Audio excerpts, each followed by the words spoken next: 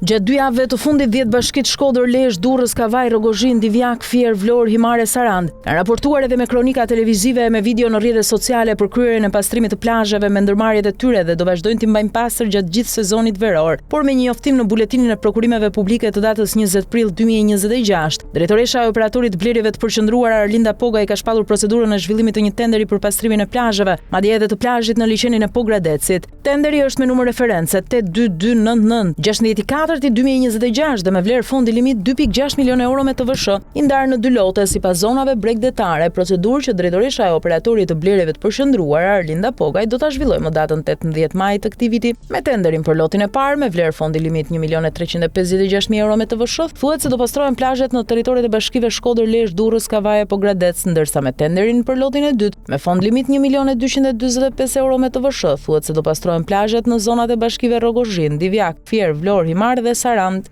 por aktualisht plazhet në këto zona bregdetare në Pogradec janë pastruar dhe po vazhdojnë të pastrohen nga bashkitë përkatëse me fondet, mjetet dhe punonjësit e ndërmarrjeve të tyre pa bërë tender, sepse e kanë detyrim në çdo prag sezoni veror e u ka dhënë fonde shtesë qeveria. Ndërsa drejtoresha e operatorit të blerjeve të përqendruar Arlinda Pogaj ka sajuar e shpallur një tjetër tender 2.6 milion euro me TVSH për të kryer pastrimin e plazheve kur këtë shërbime kanë bërë dhe po e bëjnë bashkitë. Ky vendim i lindës së tenderëve të qeverisë si shpenzim mbi vendosje për punë të kryer nga njësitë e pushtetit lokal nuk është gjë tjetër veç se vjedhje e planifikuar që do maskohet e justifikohet me kontrata sikur pastrimi i plazheve është bërë me kontratat e këtij tenderi. Edhe sikur ta kryente pastrimin e plazheve realisht, praktikat ligjore për finalizimin e tenderit do mbyllen rreth mesit të muajit korrik kur sezoni është në pikun e tij. Për të justifikuar këtë skem vjedhje, drejtoresha Linda e tenderëve ka deklaruar se kontrata për pastrimin e plazheve do të jetë me afat kohor 93 ditë, kur edhe gjatë sezonit pastrimin do ta bëjnë bashkë me fondet, mjetet dhe ndërmarrjet e tyre. Tender fiktiv. Ajo zhvilloi edhe në datat 13 shkurt e 17 mars me 6 lote e vlerë 1.9 milion euro për kryerjen e dezinsektimit në zonat bregdetare nga Velipoja në Sarand, kur këtë shërbime ka kryer Instituti i Shëndetit Publik.